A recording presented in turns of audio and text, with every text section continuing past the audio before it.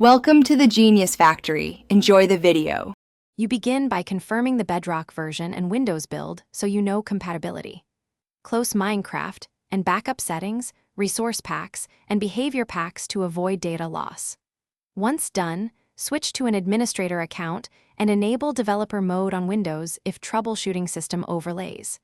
You do this because taskbar conflicts often come from permission or overlay mismatches. Preparing a backup and elevated write speeds fixes and prevents accidental corruption while you change files and settings.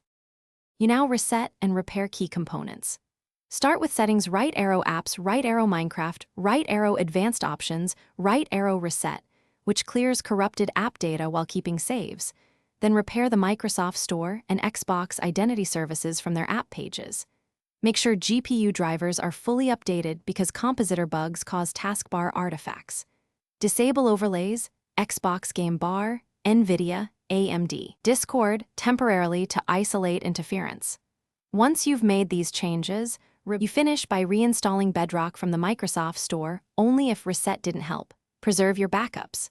To rebuild the taskbar, restart Explorer.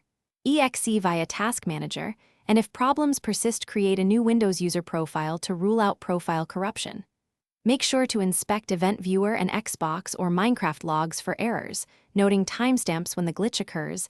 That helps pinpoint drivers or services. If nothing works, restore backups and contact support with the log timestamps and steps you already tried.